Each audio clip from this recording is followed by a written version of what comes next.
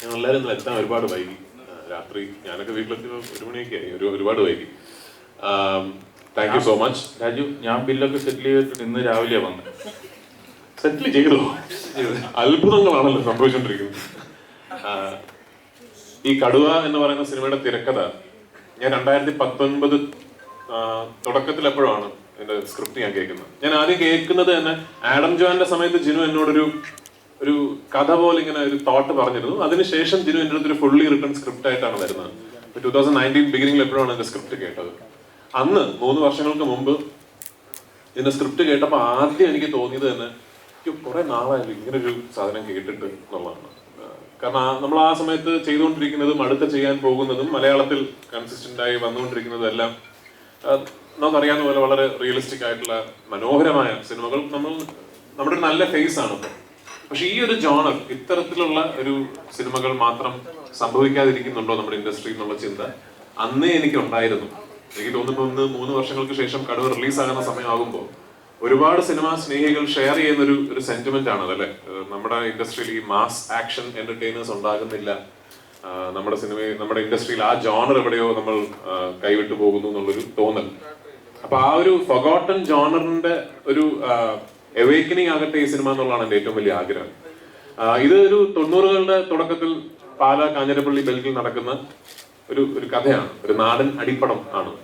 അപ്പൊ ഞാനിതിന്റെ script കേട്ടുകൊണ്ടിരുന്നപ്പോൾ full എന്റെ മനസ്സിലേക്ക് വന്ന, നമ്മൾ ഈ സ്ക്രിപ്റ്റ് കേൾക്കുമ്പോൾ ഈ ചില കണ്ട സിനിമകളുടെ റെഫറൻസസും ഓർമ്മകളും ഒക്കെ നമ്മുടെ മനസ്സിലേക്ക് വരുമല്ലോ. അപ്പൊ എന്റെ മനസ്സിലേക്ക് അങ്ങനെ ഓടിയെത്തിയ, നമ്മൾ ചെറുപ്പകാലത്ത് തിയേറ്ററിൽ പോയി ഫസ്റ്റ് കണ്ട് കൈയടിച്ച ലാലേട്ടന്റെയും മമ്മൂക്കയുടെയും സുരേഷ് ചേട്ടന്റെയും ഒക്കെ സിനിമകൾ ഇങ്ങനെ മനസ്സിലേക്ക് ഓടിയെത്തിയപ്പോൾ അതിൽ ഭൂരിഭാഗവും ആക്ച്വലി ഷാജിയേട്ടന്റെ സിനിമകളെ കുറിച്ചാണ് ഞാൻ ചിന്തിച്ചത്. അങ്ങനത്തെ മേക്കിംഗ്, അങ്ങനത്തെ ടേക്കിങ്സ്, അത്തരത്തിലുള്ള ക്യാമറ മൂവ്മെന്റ്സും ഒക്കെ. അപ്പൊ അതുകൊണ്ടാണ് ഈ സ്ക്രിപ്റ്റ് കേട്ട് കഴിഞ്ഞപ്പോൾ ഞാനാണ് ആദ്യം ഷാജിയേട്ടനെ വിളിച്ചത്.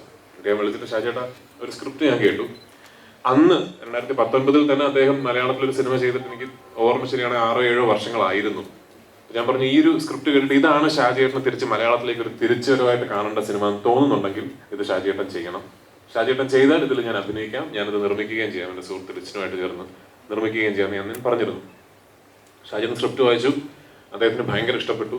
അങ്ങനെയാണ് ഇതൊരു ഷാജി കൈലാസ് സിനിമയായി മാറുന്നത്. എന്നെനിക്ക് ഏറ്റവും വലിയ സന്തോഷം, ഇത് 100% ഒരു ഷാജി കൈലാസ് സിനിമയാണ്. ഷാജിയേട്ടനെ നമ്മൾ എല്ലാവരും ഇഷ്ടപ്പെട്ട, കാണാൻ ആഗ്രഹിക്കുന്ന ഒരു ഷാജി കൈലാസ് സിനിമ കാണാൻ പണ്ട് നമ്മൾ തിയേറ്ററിൽ പോകുമ്പോൾ എന്തൊക്കെ കാണണമെന്ന് ആഗ്രഹിച്ചായിരുന്നോ പോയത്, അതെല്ലാം കാണാൻ സാധിക്കുന്ന ഒരു സിനിമയാണ് കടുവ എന്നാണ് എൻ്റെ ഒരു പ്രതീക്ഷ.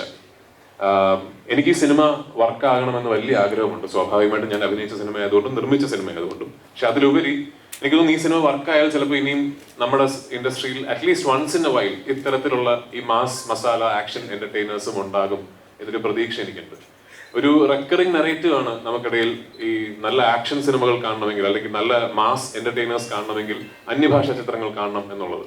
ആ നെറേറ്റീവ് നമുക്ക് നിർത്തണം.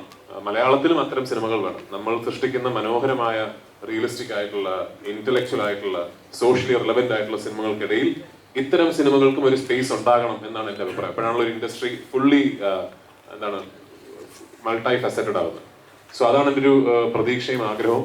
നിങ്ങളുടെ എല്ലാവരുടെയും അനുഗ്രഹവും പ്രാർത്ഥനയും ഈ സിനിമയ്ക്ക് ഇപ്പോൾ ഉണ്ടാകണം എന്ന് ഞാൻ അഭ്യർത്ഥിക്കുന്നു. Once again thank you for being here.